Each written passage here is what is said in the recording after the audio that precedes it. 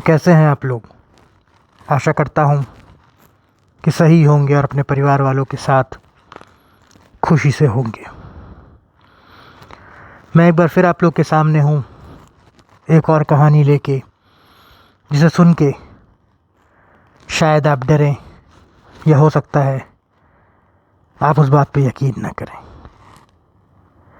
क्योंकि कैसा हो अगर एक परिवार निकले कहीं जाने को और आधे रास्ते में उनके साथ कुछ ऐसा हो जाए कि वो अपनी मंजिल तक ना पहुंच पाए और फिर उन्हें पता चले कि कुछ अनहोनी हुई जो उन्होंने सपने में भी नहीं सोचा था।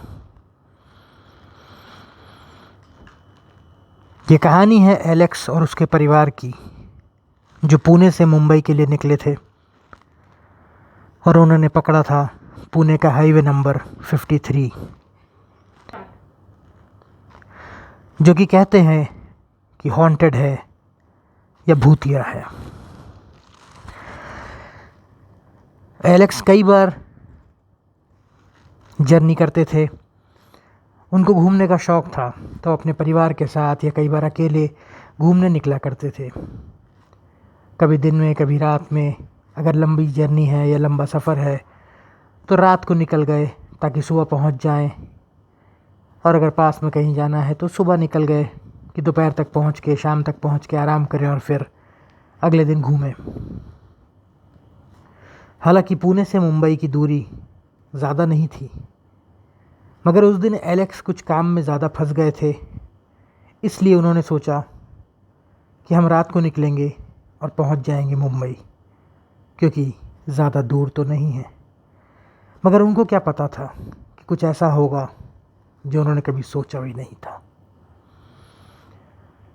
एलेक्स अपनी गाड़ी में अपनी बीवी, अपनी बच्ची, अपने बेटे और अपने पिताजी के साथ हाईवे नंबर 53 के लिए रवाना हुए।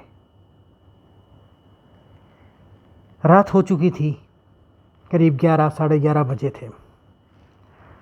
एकाएक बीच रास्ते में एक औरत आ गई और उन्होंने उनको बोला कि आगे मत जाओ, आगे खतरा है। वो औरत एक पागल तरह की औरत लग रही थी, जो कई बार हम देखते हैं सड़क किनारे बैठे होते हैं, अजीब से बिखरे हुए बाल, फटे हुए कपड़े, गंदी सी शक्ल, ऐसा लगे मानो बहुत समय से नहाया ना हो। तो वैसी एक औरत उनके गाड़ी के पास आके उनकी खिड़की खटखटाने लगी और बोली कि आगे मत जाओ, आगे खतरा है।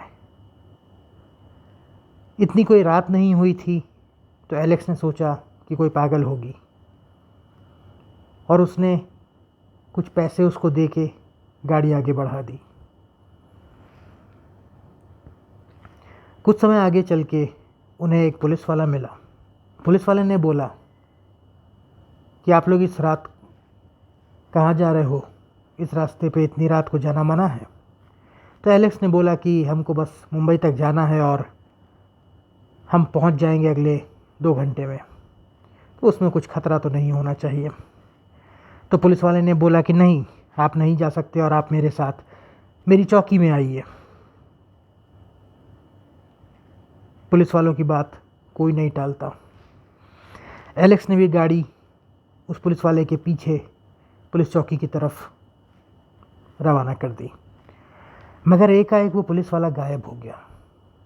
एलेक्स को समझ में नहीं आया कि ये क्या हुआ, क्योंकि उसका पूरा परिवार सामने ही देख रहा था कि आगे गाड़ी पे पुलिस वाला जा रहा है और उसके पीछे एलेक्स की परिवार और उनकी गाड़ी जा रही है।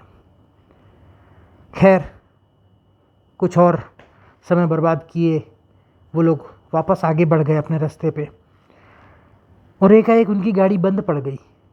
ये करीब 12:30-1 की बात है। एलेक्स ने बोनेट खोल के देखा कि कैसा क्या है, गाड़ी में क्या खराबी है। तो पता चला कि रेडिएटर में गर्मी आ गई है, रेडिएटर गर्म हो गया है, इस कारण से गाड़ी बंद हो गई है। एलेक्स ने आसपास कहीं पानी है ये सोचते हुए एक डब्बा लिया और पानी की खोज में निकल गए। थोड़ी देर बाद जब वो वापस आए तो उन्होंने देखा कि उनका पूरा परिवार तो है मगर उनके पिताजी गायब हैं। पूरा परिवार सदके में था कि ये क्या हुआ। आधी रात को इस भीषण जंगल में, इस सुनसान सड़क पे उनके पिताजी कहाँ चले गए। तो उनको दूर से कहीं से आवाज़ आई कि बेटा मुझे बचाओ, मैं यहाँ पर हूँ। जब वो लोग पास में गए तो उन्हें उनके पिताजी तो नहीं दिखे, परंतु वो पुलिस वाला दिखा जिन्होंने उनको पहले रोका था। एलेक्स ने पुलिस वाले को बताया कि मेरे पिताजी गायब हैं और मैंने उनकी आवाज़ यहाँ पे सुनी कहीं। तो पुलिस वाले ने बिना कुछ बोले चुपचाप अपने पीछे चलने का इशारा किया।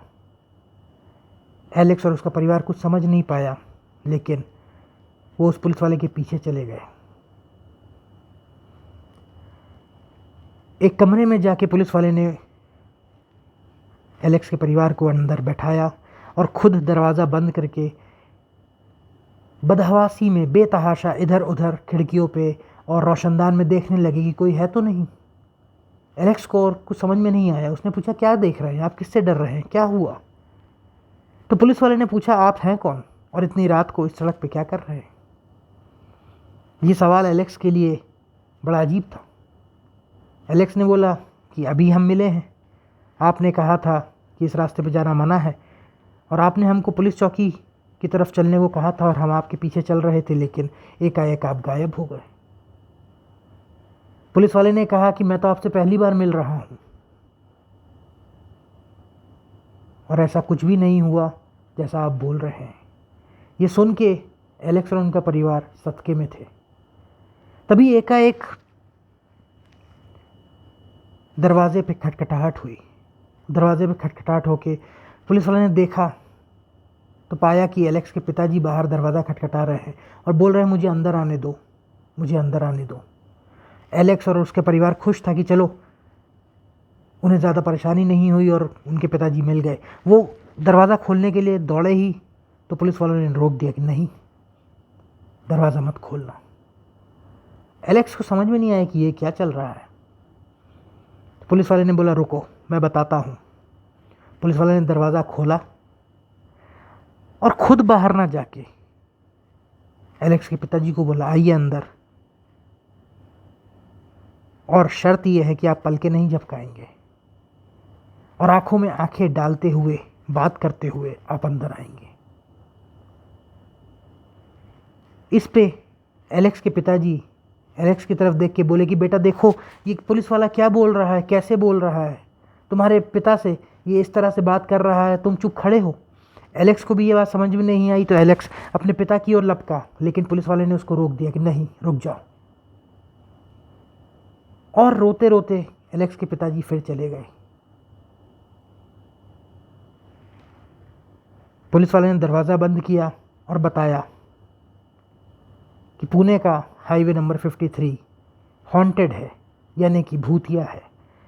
ऐसे कई किस्से सामने आए जहाँ पे कहते हैं कि एक भटकती आत्मा, जिसे आम भाषा में वहाँ के लोग बहरूपिया कहते हैं, उसकी आत्मा भटकती है और बहरूपिया कोई भी रूप ले लेता है। परिवार में, दोस्तों में या किसी में भी बहरूपिया उस शक्ल का उस शरीर में जाके बन के लोगों को बहकाता है और फिर उनको मार देता है। और उसको पहचानने का सिर्फ एक ही तरीका है कि वो आँखों में आंखें डाल के बात करे, क्योंकि बहरूपिया आपसे कभी आंखें नहीं मिलाएगा, वो हमेशा अपनी आंखें चुराता है।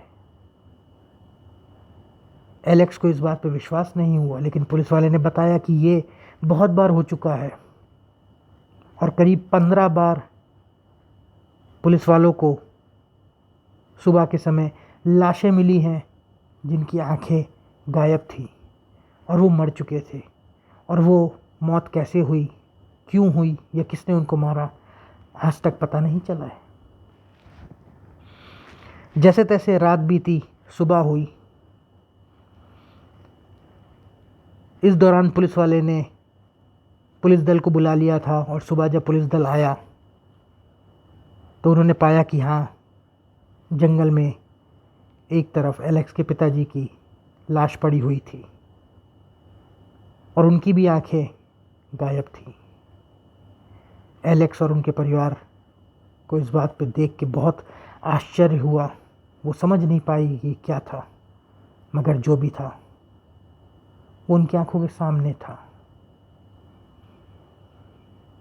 एलेक्स को अपनी ये यात्रा हमेशा याद रहेगी, क्योंकि उन्होंने अपने पिता को खोया और बहरूपिये को देखा। खैर, जो भी हो, ये कहानी है, ये सच्चाई, ये तो मुझे नहीं पता, मगर हाँ, ये हुआ ज़रूर है।